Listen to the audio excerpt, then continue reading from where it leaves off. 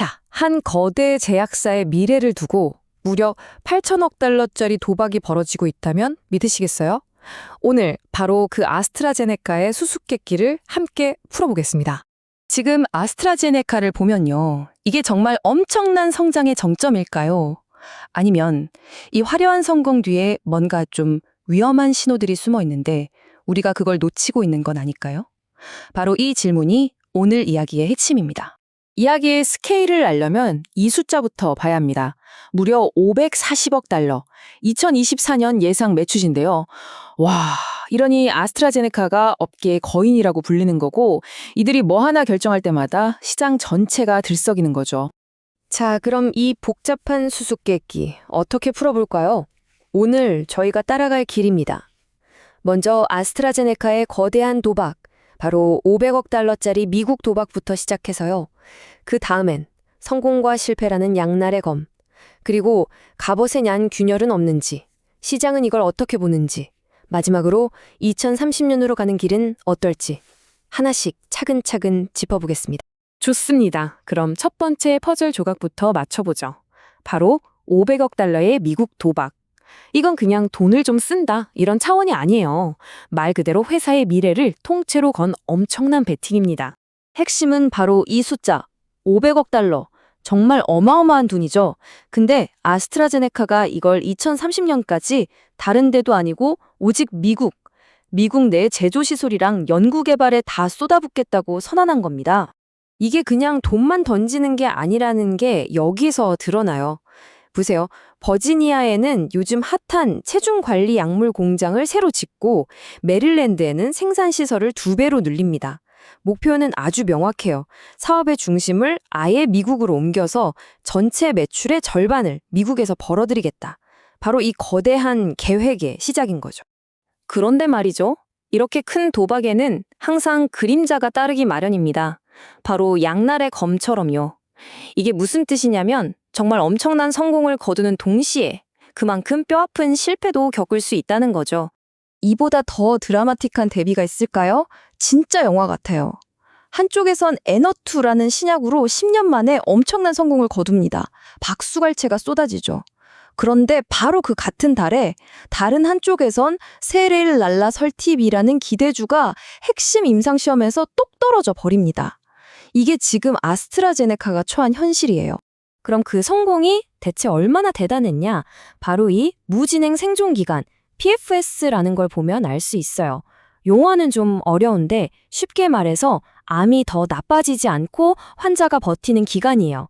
그런데 에너투가 이 기간을 기존 치료법보다 무려 14개월이나 늘린 겁니다. 이건 환자들 입장에선 정말 기적 같은 소식이죠. 이런 양면성은 비즈니스에서도 똑같이 나타나요. 미국 정부랑 딜을 해서 한편으로는 관세 면제라는 아주 달콤한 선물을 받았어요. 그런데 그 대가가 뭐였냐? 약값을 최대 80%까지 깎아줘야 한다는 엄청난 의무를 떠안게 된 거죠. 역시 세상에 공짜는 없네요. 얻는 게 있으면 내주는 것도 있는 법이니까요. 자, 이렇게 화려한 성공 스토리를 듣다 보면 다 좋아 보이는데 슬슬 이 빛나는 갑옷의 균열이 보이기 시작합니다. 지금부터는 이 거인의 갑옷 뒤에 숨겨진 위험들이 뭔지 한번 제대로 들여다보겠습니다. 아까 잠깐 언급했던 그 세랄라 설팁, 이 약의 실패 과정을 한번 보세요. 2023년에 영국 얼번 중단됐고요. 결국 2025년 12월엔 핵심 임상시험마저 실패로 끝났습니다. 이게 한두 번이면 운이 없었네 하겠지만 이렇게 실패가 반복되면 얘기가 달라지죠. R&D에 뭔가 문제가 있는 거 아니야? 하는 근본적인 의문이 생기는 겁니다. 그리고 위험이 연구실 안에만 있는 것도 아니에요. 밖으로 눈을 돌려보면 세계 최대 시장 중 하나인 중국에서 문제가 터집니다. 의료보험 사기 조사, 이런 심각한 의혹이 계속 나오면서 주가를 끌어내리고 있죠. 이제 이런 지정학적 리스크는 정말 무시할 수 없는 변수가 됐습니다. 자, 좋은 소식, 나쁜 소식 이렇게 신호가 계속 엇갈리는데 그럼 시장은 대체 어떻게 생각하고 있을까요? 월가의 분석가들이나 데이터는 뭐라고 말하고 있을지 한번 보죠.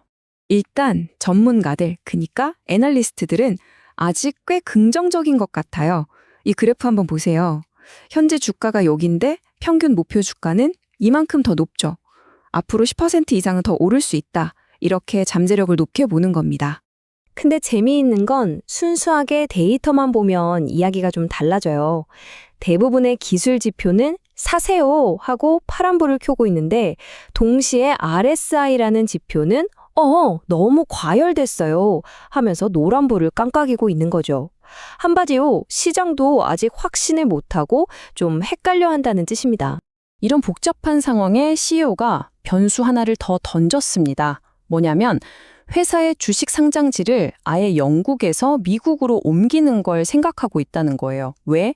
미국 시장에서 더 높은 가치를 인정받겠다는 거죠.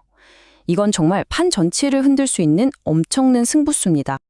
자, 그럼 이 모든 조각들을 다 맞춰보면 우리는 마지막 질문에 도달하게 됩니다. 과연 2030년으로 가는 길 위에서 아스트라제네카는 어디를 향하고 있는 걸까요? 이 로드맵을 보면 이 회사가 얼마나 중요한 순간에 와 있는지 알 수 있습니다. 당장 올해 말 7개 신약의 운명을 결정지을 임상 결과가 쏟아져 나올 예정이고요. 이걸 발판 삼아서 2030년까지 총 매출 8천억 달러라는 정말 야심찬 목표를 달성해야 합니다. 거의 모든 게 올해 말에 결정된다고 봐도 과언이 아니죠. 그래서 마지막 질문은 바로 이겁니다. 아스트라제네카는 이 모든 위험을 감수하고 과연 2030년에 제약업계 거인으로 우뚝 설 수 있을까요? 주사위는 이미 던져졌습니다. 이 거대한 도박의 결과가 어떻게 될지 이제 전 세계가 숨을 죽이고 지켜보고 있습니다.